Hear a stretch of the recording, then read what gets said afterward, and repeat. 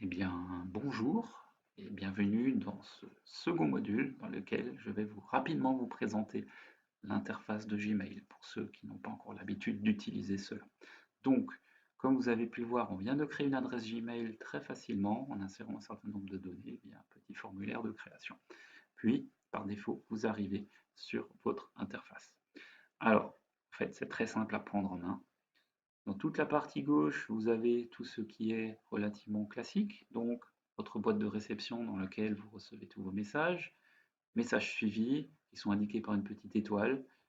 Donc ici, il n'y en a pas en l'occurrence, mais en gros, l'étoile, elle est ici si vous souhaitez l'activer. L'avantage des messages suivis, c'est que si vous souhaitez, si vous avez en fait un expéditeur qui est toujours identique et que vous souhaitez garder à l'œil, vous pouvez cocher la petite étoile. C'est un peu comme les favoris. En attente, ce sont des messages qui sont en attente d'être envoyés. Messages envoyés, comme son nom l'indique, c'est tous les messages que vous avez envoyés. Puis les brouillons, en effet, vous pouvez rédiger un message avant de les envoyer. Cliquez sur plus. Vous avez encore un certain nombre d'éléments, dont les spams.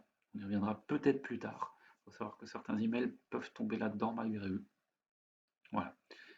Bon, on n'est pas là pour faire une formation sur Gmail, c'est juste pour vous montrer la base de ça.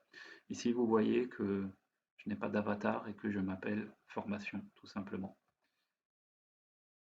Voilà, si vous cliquez sur la petite flèche à côté, vous avez un certain nombre d'éléments concernant cela. Donc voilà, donc là ça indique bien que mon compte a été créé, avancement de la configuration.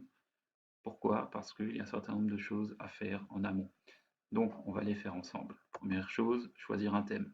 Ça c'est facile, vous cliquez dessus, vous choisissez quelque chose qui vous intéresse. Vous pouvez également importer des photos. Moi personnellement, j'aime bien ce qui est sombre.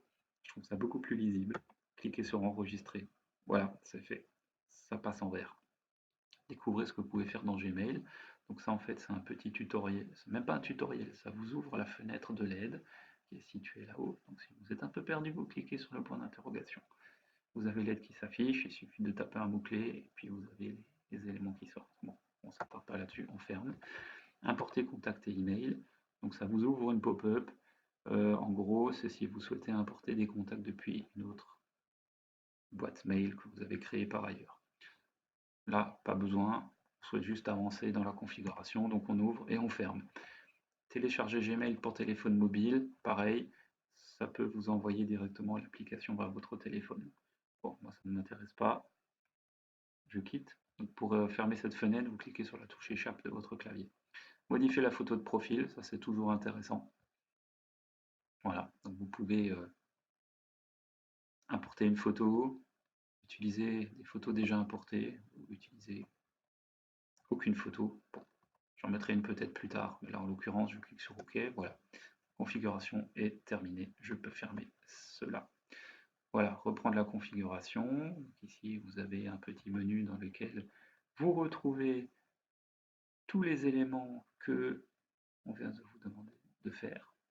Là-haut, sur la lettre F, c'est votre compte dans lequel vous retrouvez tout également. Bien, premier email que vous avez reçu. Bonjour, formation, je m'appelle Formation, merveilleux. Je vais changer mon nom tout à l'heure. Voilà, restez informé, c'est un peu de publicité. Et pour jeter un message directement à la corbeille, vous l'avez là-haut, cliquez sur supprimer. Voilà. Bon, c'était un rapide tour de l'interface, comme vous le voyez, c'est pas très compliqué. En plus, si vous avez l'habitude de l'utiliser, ce ne sera pas un souci. De toute manière, cette adresse-là, encore une fois, ne sera utilisée que pour configurer les outils, en l'occurrence Google My Business. Donc, à part ça, ça vous servira à rien d'autre.